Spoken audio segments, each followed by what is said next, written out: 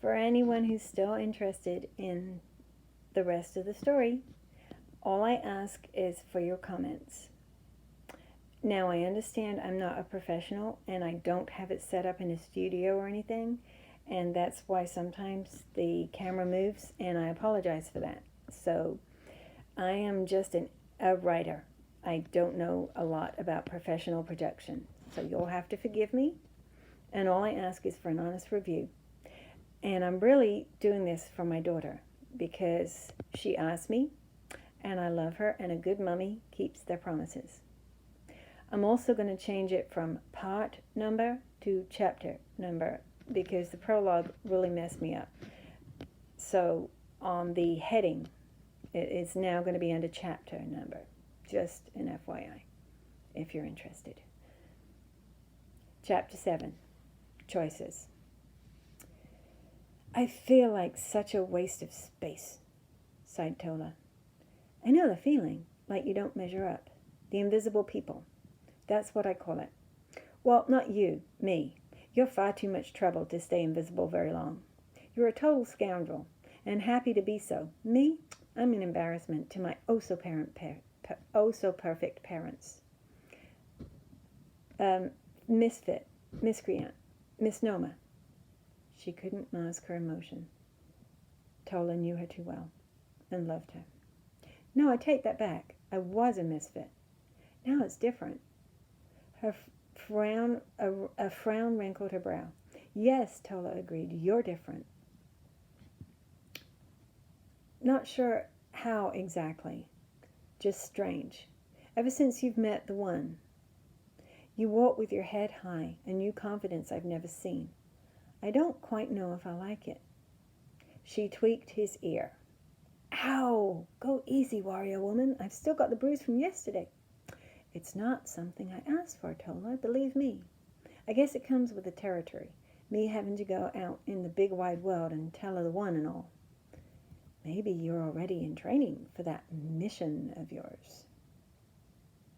Who knows? His eyebrows twitched the way he often did when he was lost in thought. It's so nuts. I woke up this morning and couldn't get over how different I felt. Inside, for the first time in my life, I'm not afraid of anything. I wouldn't go back even if I could. No more mouse, my dear. It's a new day, and I'm ready for it. That peace is still with me, and the love. Oh, the love. It's indescribable. I'm sure if you asked him, the one would give it to you too. He wasn't really evil. He truly wasn't. He just had bad thoughts sometimes.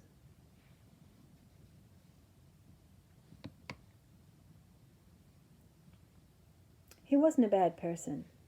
Not really. More of a lover than a fighter. If it hadn't been for that moron he used to call friend, life would not have turned out this way.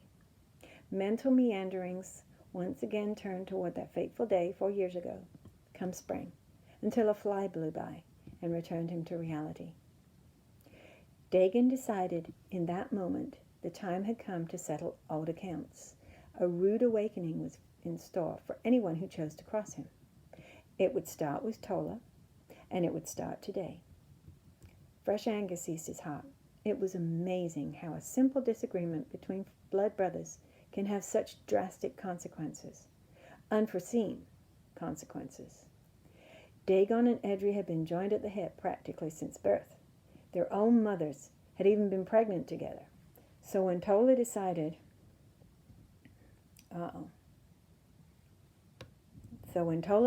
to come to Edri's defense, Dagon viewed it as a personal insult. He'd said it before and he'd say it again.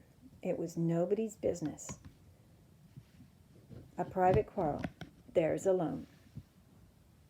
Why must fools butt in where they have no say?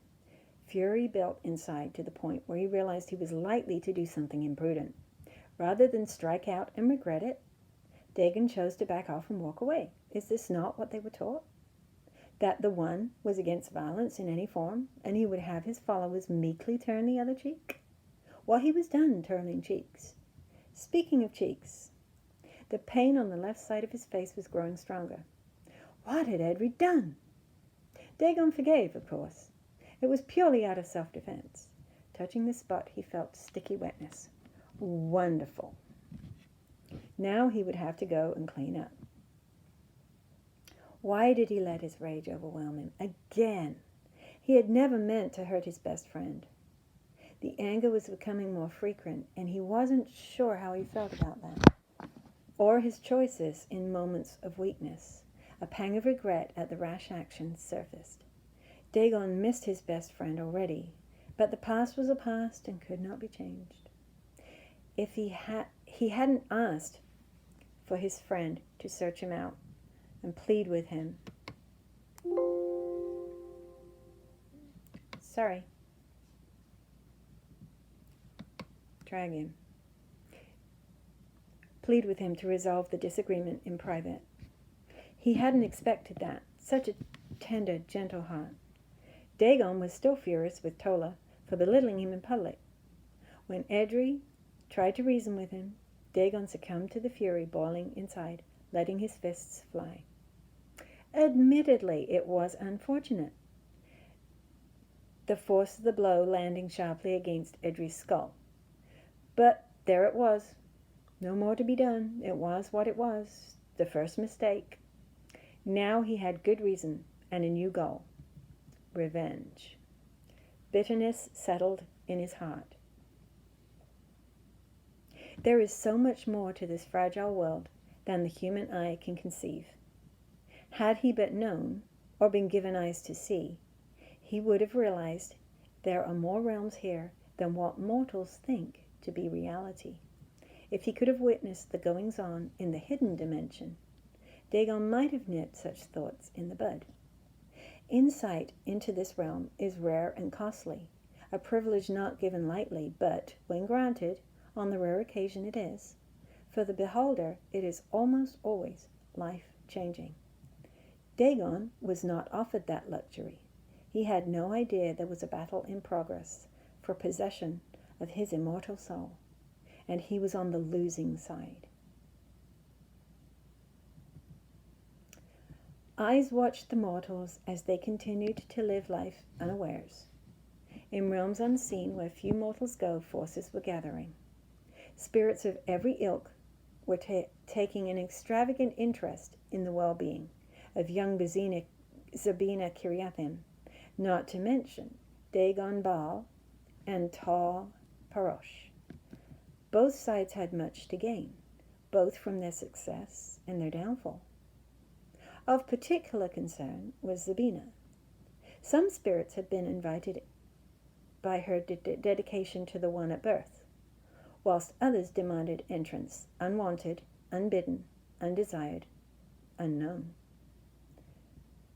Both had been sent by their master with definite but opposing purpose, one to aid, the other to frustrate.